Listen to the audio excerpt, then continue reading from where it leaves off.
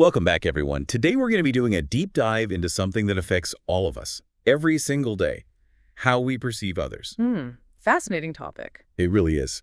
And we're going to be using Alan Gavriliuk's book, Social Cognition, as our guide for this one, specifically Chapter C5, which is all about how we form impressions of others. It's easy to assume we just see the world objectively. You open your eyes and there it is, right? Right. But Gavriliuk challenges that idea right from the start. He makes it clear that our perceptions are actually constructed, shaped by all these factors we might not even realize are at play. Okay, so you're saying it's not as simple as just like taking in information through our senses. Exactly. He uses this really interesting example called the Berkeley paradox. Have you ever heard of that? Rings a bell, but maybe you could refresh my memory. Sure. Imagine you put one hand in hot water and your other hand in cold water. Okay, got it. Now you put both hands in lukewarm water.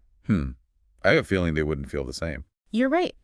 The hand that was in the hot water is going to feel the lukewarm water as cold, and the hand that was in the cold water will perceive it as warm. Wow, that is so strange.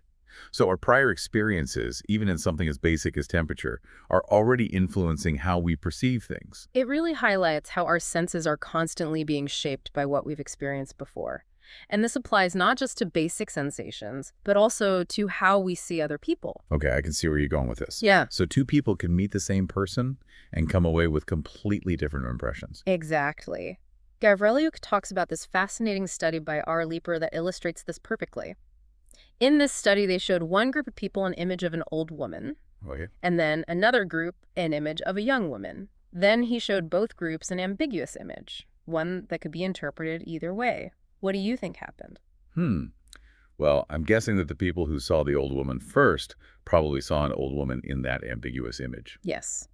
And the people who saw the young woman first saw a young woman. That is so cool. So our brains are essentially filling in the blanks based on what we've seen before. Exactly. Our prior experiences prime us to interpret things in a certain way. And that's true even when there's actually room for multiple interpretations. That's both amazing and a little unsettling. It really raises a lot of questions. Like how much of what we perceive is actually real versus just a product of our own minds. Exactly. And that's just the beginning. Gavriliuk also goes into how culture can impact how we see things. Culture, like our cultural background, can influence how we see the world. Even down to basic visual illusions. Oh, wow. You mean like those optical illusions where the lines look different lengths, but they're actually the same? Exactly. There's this classic one called the Miller-Lyer illusion, and research has shown that people from different cultures actually perceive it differently. Why would that be? I mean, don't our eyes just, take in the same visual information? Well, the theory is that our experiences with our environment can actually shape how our brains process that visual information. There's this theory called the carpentered world hypothesis. Okay, I've never heard of that one. It suggests that people who live in environments with lots of right angles, straight lines, like you see in a lot of Western societies, they might be more susceptible to certain illusions. So someone who grew up in a more rural environment, fewer buildings, might perceive those illusions differently. Precisely. Their brains have learned to process visual information in a slightly different way, based on their surroundings. And this difference can even extend beyond simple illusions, all the way to how we perceive people and interpret their behavior. So even something as basic as visual perception isn't universal. Not necessarily. It's actually shaped by our individual experiences. And Gavriliuk goes on to explore so many other fascinating angles on this. For example, he dives into the topic of how we form impressions of individuals. Okay, I'm definitely curious to hear more about that. What does he say about how we form those impressions? Well, he starts with the work of Solomon Asch, who did some really groundbreaking research on impression formation back in the 1940s. What Asch found was that the order in which we learn information about someone can actually drastically influence our overall impression. So, like, first impressions really do matter. They absolutely do. Imagine you're meeting someone for the first time, and you hear they're intelligent, hardworking, and kind. Okay, I probably have a positive impression of that person. Right, but what if you learned those same traits in a different order, like kind, hardworking, and then intelligent? Do you think it would have the same impact? That's interesting. Probably not. And that's what Asch found. Even though the information is the same, the order we receive it in can change how we perceive the person as a whole.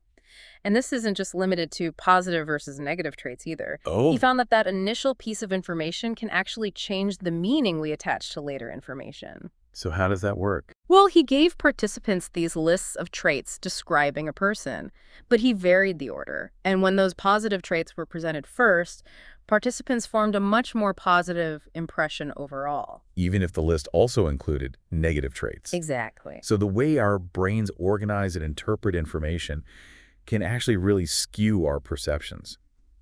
Do you have an example of how this might actually play out in real life? Well, think about job interviews, for example. If a candidate starts off by, maybe stumbling over a question, making a small mistake, the interviewer might be more likely to focus on any errors they make later on, even if they redeem themselves with brilliant answers after that. Oh, wow. So that initial fumble can sort of create this negative impression. A kind of halo that colors the rest of the interaction. That makes a lot of sense. It's like our brains are trying to create this coherent story, this narrative. Exactly. And that first piece of information sets the tone for the whole thing. It really highlights how important it is to be aware of these cognitive biases, both in ourselves and also in how others might be perceiving us. This is all so fascinating. So far, we've learned that our perceptions are influenced by our past experiences, our culture, and even just the order in which we receive information. I can't wait to hear what else Gavrilyuk explores in this chapter. Well, next he dives into what he calls implicit theories of personality. Essentially, those mental shortcuts our brains use to quickly categorize people. Okay, that sounds interesting. But also maybe a little bit like stereotyping? Is that what he's getting at? There are definitely some similarities, but implicit theories are more about those underlying assumptions we make. Assumptions about what? About how different personality traits tend to go together. So, we might assume that someone who is outgoing is also probably friendly. Exactly. Or that someone who is really organized is also probably very punctual. And those are just assumptions we make based on our past experiences. Exactly. And it's not necessarily a bad thing. It can be helpful. Right. Because you're navigating the world, you meet someone new. You don't have to start from scratch. Exactly. But the problem is those mental shortcuts can sometimes lead us in the wrong direction. So there's a downside. Gavrilyuk talks about a bunch of cognitive biases that can pop up from these implicit theories, and they're pretty fascinating. Okay, I'm definitely intrigued. Let's hear about some of these biases. What kind of mental traps can we fall into? Well, one is what he calls logical bias. And that's our tendency to make assumptions about the relationship between traits, even when there's no real evidence to back it up. Can you give an example? Sure, it's like saying, if someone is artistic, they must also be disorganized. Or, if someone is really successful in business, they must be ruthless. Right. Those are very common assumptions, but not always true. Exactly. And that bias can really lead us to make these snap judgments based on very superficial information. Right. We've all probably been guilty of that at some point. It's a good reminder to be careful about jumping to conclusions. Absolutely. And Gavrilyuk gives a few more specific examples, like associating intelligence with certain physical features, or honesty with someone's socioeconomic status. It's amazing how quickly our brains try to categorize people. It is, and it's not always a bad thing, but it's definitely something to be aware of. Okay, so we've talked about logical bias. What other biases should we watch out for? Well, there's the classic halo effect, which we already touched on a bit when we were talking about first impressions. Right, the idea that if we see one positive trait in someone, we tend to assume other positive things about them. Exactly. Like if someone is really attractive, we might also assume they're intelligent or kind, even though those things have nothing to do with each other. Yeah, I've definitely been guilty of that one. I think we all have. It's a very human tendency. So what are some of the other biases Gavrilyuk talks about? Well, he mentions the error of indulgence. Okay, what's that? It's this inclination we have to really overemphasize positive traits and downplay the negative ones, even to a fault sometimes. So it's kind of like seeing the world through rose-colored glasses. We're so focused on the good that we might miss some of the bad. Exactly. It's great to give people the benefit of the doubt. Of course. But we also need to be realistic and, aware of potential, downsides as well. So what other biases should we keep in mind? He also talks about the self-referential heuristic. That's a mouthful. What is that one? It's basically our tendency to fill in the gaps in our knowledge about someone with things that reflect our own personality. Oh, so we're assuming everyone else is just like us. In a way, yes. So if we are, very organized and detail-oriented, we might assume that others are too, even if there's no evidence of that. Right, because that's just our own personal experience. Exactly. And that can lead to a lot of misunderstandings. So it's really all about being mindful of those biases. Absolutely. And Gavriliuk goes on to discuss some more, like the observer effect. Okay, and what's that one? It's the tendency to judge others based on our own behavior. Interesting. Can you give me an example? Sure. Someone who is very health conscious might judge someone who eats fast food, as being lazy or unhealthy. Right, even though that person might just have different priorities or be in a different situation. Exactly. It's like we're using our own, values and behaviors as a measuring stick for everyone else. Which isn't always fair or accurate. Right. So are there any other biases you want to touch on? Oh, he mentions a few more. There's the primacy effect. Okay. Which is our tendency to give more weight to information we learn early on, especially when we're really motivated to form an impression. And then there's the recency effect, which is the tendency to remember the most recent information more vividly. So if we're, say, meeting someone for a job interview, that first impression might really stick with us. Yes. But if we're just chatting with someone at a party, maybe the last thing they said, the funny story they told, that's what we remember most. I can definitely see that. The key, Gavriliuk suggests, is often motivation. When we're highly motivated to form an accurate impression, that primacy effect is usually stronger. But when we're more relaxed, the recency effect can take over. That makes sense. So our mood and our level of motivation can actually influence which information we pay more attention to. It seems like it. This is all so interesting. It really makes you think about all those mental shortcuts and biases that are constantly shaping our view of the world. It's like our brains are trying to save energy by simplifying things. Exactly. But those simplifications can sometimes lead to, unfair judgments or inaccurate perceptions. Definitely. And Gavriliuk goes even further, pointing out how our mood in general can have a big impact on how we perceive other people. Oh, absolutely. Like, if you're having a bad day, are you more likely to interpret someone's neutral expression as negative? That's what the research suggests. When we're in a good mood, we tend to process information more holistically.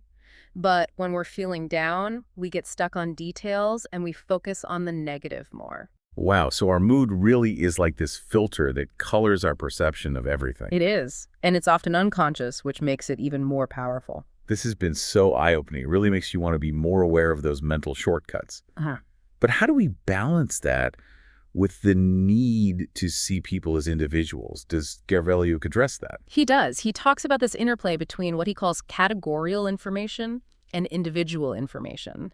It's this constant dance between those initial, snap judgments and the unique qualities of the person right there in front of us. So how do we move beyond those initial sort of knee-jerk reactions? Yeah. And really see the individual? It's not easy, but Gavriliuk highlights a few models that help explain this process. One is this cognitive algebra model, which basically says that we combine bits of information. Like we're solving a math equation. Exactly. Adding up the positives, subtracting the negatives to kind of come up with a final score for that person. But this model has been, kind of challenged. Challenged how? By more dynamic approaches, like Fisk and Newberg's continuum model, which describes this more nuanced process of impression formation. Okay, I'm intrigued. How does this continuum model work? Well, it has 4 stages. The first is initial categorization, where we quickly, almost automatically, assign someone to a social category. Based on what? Based on those really salient cues like age, gender, race, profession, things that jump out at us.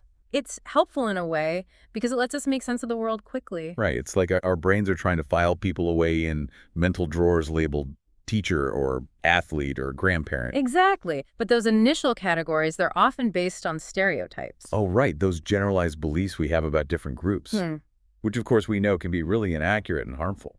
Absolutely. But luckily, it doesn't always stop there. The next stage in this model is called confirmation attempts. We start to gather more information To see if our initial categorization was correct. Exactly. So what happens if the evidence doesn't fit with that initial stereotype? That's where the third stage comes in. Recategorization. If we run into information that contradicts our initial, snap judgment, we might try to recategorize that person into a different category, something that fits better. So, like, if we initially categorize someone as shy because they're quiet at a party, But then we learn they're actually an amazing public speaker. Exactly. We might recategorize them as, more introverted or thoughtful instead. Right, which is a good thing. It means we're willing to adjust our views. Exactly. And then the final stage is integration. This is where we really try to combine all the information we've gathered to form a more complex and nuanced picture. So we're finally seeing the person as an individual, not just a member of a group. Precisely. But, we don't always make it to that final stage of integration. Why not? It sounds like the ideal way to perceive people. Well, think about it. Our brains are constantly bombarded with information, and we simply don't have the cognitive resources to really fully process everything. So often we rely on those initial categories and stereotypes. Because it's easier. Exactly. Even when they're inaccurate. It's like we're sacrificing accuracy for efficiency. In a way, yes. But it's important to be aware of this process so we can try to counteract it. And to seek out those individualizing pieces of information. Exactly. And that's not always easy. Gavrilyuk points out that we tend to pay attention to the most salient information, things that stand out. But that doesn't always mean it's the most useful information, right? Exactly. Something might be attention-grabbing, but not actually tell us that much about the person. Right. Someone's bright clothing might grab our attention, but it doesn't necessarily tell us anything about their character. Exactly. And then there's also the negativity bias. Oh, the tendency to focus on the negative. Right. We often give negative information more weight than positive information. It's like you read a bunch of positive reviews for a product, but then you see one bad review, and suddenly you're hesitant to buy it. Exactly. We're kind of wired to pay attention to those negative things, even when they're just a small part of the whole picture. And that bias can definitely affect how we judge people, too. Absolutely. So are there any other factors Gavrilyuk brings up that can shape our judgments? Well, he also talks about this idea of our perceived justification for making a judgment. Justification. Like, do we feel like we have a good reason to judge this person? Exactly. It's rooted in something called Layan's social judgeability theory. And it basically says that if we feel like we have a good reason to make a judgment, we're more likely to make a stronger, more confident judgment, even if it's based on limited or biased information. So, like, if we're in a position of authority, we might feel more justified in making judgments about others. Exactly. A teacher grading a student, for example, they might feel more entitled to make judgments, even if they don't have the full picture of the student's abilities. That's a really good example. And a fascinating study by Weiserbit actually found that even just the illusion of having more information. The illusion. Yes, just feeling like we know more about someone, that can actually lead us to make stronger and more stereotyped judgments. Wow, that's really powerful. So even if we think we have all the answers, we should still be careful and humble. I agree. There's always more to learn, and we should always be questioning our own assumptions. Now, I'm really curious about this last section that Gavrilyuk covers. Implicit semantics. Yeah. He talks about these subtle ways that meaning is conveyed in social interactions. What exactly does he mean by that? It's like a whole other layer of communication, those unspoken things that influence how we perceive each other. Okay, so give me an example. What are these subtle cues we might not even be aware of? Think about body language, facial expressions, even things like how someone dresses or the way they decorate their home. I see. So it's like we're constantly reading between the lines, picking up on those nonverbal signals. Exactly. And Gavrilyuk dives into this by talking about induction, deduction, asymmetry. Okay, that sounds a little complicated. Break that down for me. Well, it really just refers to the different ways our thinking can go when we're trying to understand others. What are the different ways? Well, induction is when we basically infer traits from behavior. We see someone act generously, so we think, okay, that person is probably generous. Pretty straightforward. Right, that makes sense. But deduction is when we go in the opposite direction, from a trait to predicting a specific behavior. So, like, if we know someone is conscientious, we might assume they'll be on time for their appointments. Exactly. And what Gavrilyuk points out is that we're actually much better at induction than deduction. It's easier to figure out who someone is by what they do, rather than predicting what they'll do based on who we think they are. Precisely. And that's really interesting because it connects to how we're constantly gathering clues from people's behavior, their words, their expressions, even their surroundings, and using that to build a sense of who they are. So it's like we're all detectives in a way. In a way, yes. We're piecing together a puzzle. A puzzle that's full of those subtle cues. Exactly. And Gavrilyuk highlights this really fascinating research by Rule and Embody that shows how powerful those cues can be. They actually looked at how people judge CEOs based only on their photos. Only their photos. And they get this. Those judgments correlated with the actual financial performance of those companies. Wait, are you serious?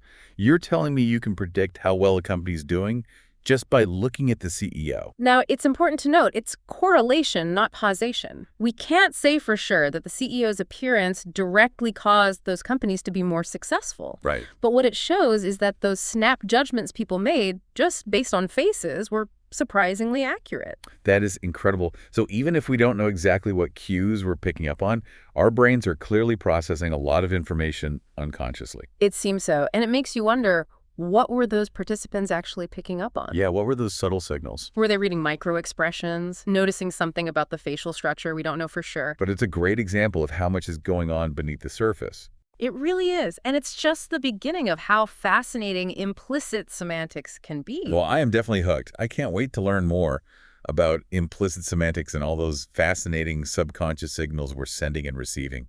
So where were we? Yes. Implicit semantics. We were talking about how we're constantly making these snap judgments based on subtle cues. Right. Like you were saying, even a CEO's photo can give us clues about their company's performance. Exactly. And that leads us to another fascinating aspect of implicit semantics, the concept of priming. Have you ever heard of that? I think so. Isn't that the idea that being exposed to certain things can influence how we think or act later on? You got it. It's like our brains are being subtly nudged in a certain direction without us even realizing it. Okay, so how does that play into how we perceive others? Well, imagine this. You see a bunch of images of, say, aggressive dogs. Then later, you're asked to describe your neighbor's friendly golden retriever. I might be more likely to focus on its size or its bark, even though it's actually a really gentle dog. Exactly. And there's this classic study by Sroll and Wire that really demonstrates this. They primed some participants with words related to hostility and others with words related to kindness. Then they had them all read a description of a person's behavior. Okay, what happened? The people who were primed with those hostile words, they were way more likely to interpret the behavior as aggressive, even if the behavior itself was actually pretty ambiguous. Wow, so those words they saw earlier actually changed how they perceived the person's actions. It's like those hostile words created this sort of mental filter, coloring their whole perception. That's kind of scary, actually. It's like we don't have as much control over our perceptions as we think we do. Right. It really highlights how important it is to be aware of the information we're taking in, and how it might be shaping our views without us even knowing. So, to sum up, implicit semantics is all about those subtle ways we convey and interpret meaning in social interaction. Exactly. From our body language to our facial expressions, even our choice of words, it's all sending signals. And those signals can have a real impact on how others perceive us. Absolutely. And how we perceive them, which is why it's so important to be mindful of those subtle cues, both the ones we're sending and the ones we're picking up on. This is all so fascinating. It's really making me think about all the things I might be missing in my everyday interactions. Me too. And there's so much more to explore. But for now, I think it's a good reminder to be a little more conscious, a little more curious about those subtle signals we're all sending and receiving. I completely agree. It's like a whole new layer of communication to pay attention to. And I think that's a great place to wrap up our deep dive for today. Thank you for joining us, and we hope you'll join us again for another fascinating exploration of social cognition. So we've been talking about all these layers of perception, right?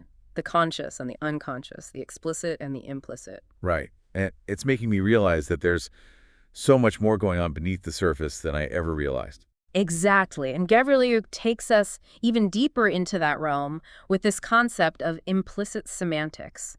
It's like those unspoken layers of meaning that are woven into all our social interactions. Okay, so it's about more than just the words we're saying. Way more. It's about the subtle cues, those signals we might not even be consciously aware of, that influence our judgments and perceptions. So, what kinds of cues are we talking about here? Give me an example. Think about body language, facial expressions, tone of voice, even things like clothing choices or how someone decorates their home. All those things can send a message. And they can shape how we perceive a person, even if we're not consciously analyzing them. It's like we're constantly reading between the lines in social situations, huh? picking up on those nonverbal signals. Exactly. And Gavriliuk delves into this by talking about something called induction-deduction asymmetry. Sounds complicated. Yeah, a little bit. But it's really just about the direction our thinking takes when we're trying to understand others. So induction, that's when we're inferring traits from behavior. Like we see someone acting generously, Right. so we think, okay, that person is probably a generous person. Right. Makes sense. Pretty natural way of thinking, right? Right. But then there's deduction, where we kind of go in the opposite direction. So from the trait to the behavior. Exactly. So it's like saying, okay, this person is conscientious, therefore I bet they're always on time for appointments. I see. So we're using what we think we know about them to predict how they'll act. And Gavriliuk's point is that we're actually much better at induction than deduction. It's easier for us to figure out who someone is based on what they do, rather than predicting what they'll do based on who we think they are. That makes sense. We have more concrete evidence to go on when we're observing behavior. We're not just making guesses. Exactly. And that brings us back to those subtle cues. We're constantly gathering information from actions, words, expressions, even the environment, Yeah. and using all of that to build a sense of who this person is.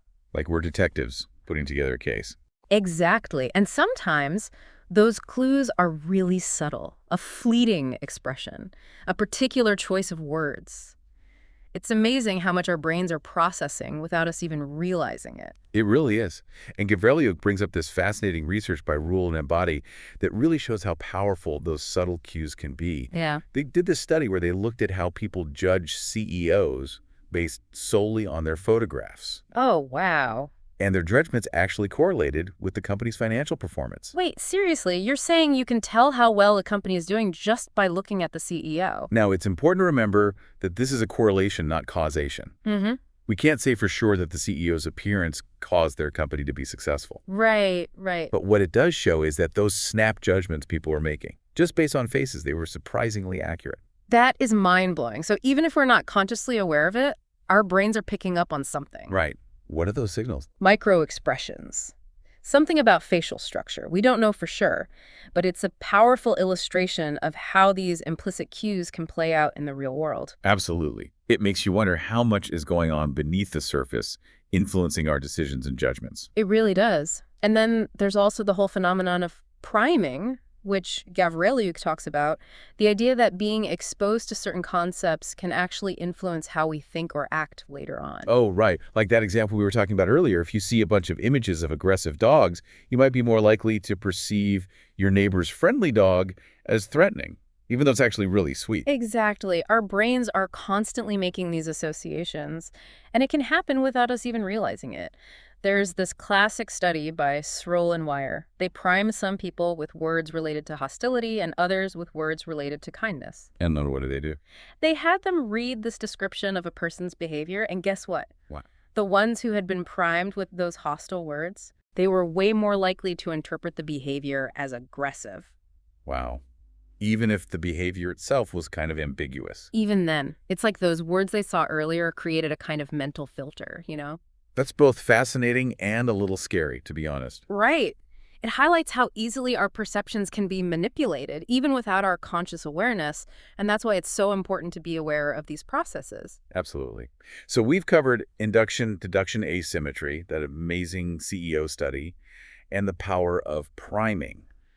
What are some of the key takeaways you think we should leave our listeners with when it comes to this whole idea of implicit semantics? Well, I think the biggest takeaway is that our social perceptions are far more complex than we often realize. There's this whole hidden world of cues and signals that are constantly influencing our judgments, and those judgments have real-world consequences. It's like we're only seeing the tip of the iceberg. Exactly. And the more we understand about what's going on beneath the surface, the more we can start to question our assumptions and make more informed decisions. So being aware of these biases and mental shortcuts is a good first step. Absolutely. It's a lifelong process of self-reflection, but it's definitely a journey worth taking. I couldn't agree more. Yeah. Well, this has been an absolutely fascinating deep dive into the world of social cognition. From the way our past experiences shape our perceptions, to the influence of culture, the power of first impressions, those sneaky cognitive biases, and the subtle world of implicit semantics, it's clear that there's so much more to how we see the world and each other than meets the eye. I think that's a great way to put it. It's a reminder to be curious, to question our assumptions, and to always be open to learning more about ourselves and how we interact with the world around us. Couldn't have said it better myself. Thank you so much for joining us today. And to all our listeners out there, we hope you'll join us again for another deep dive into the fascinating world of the human mind.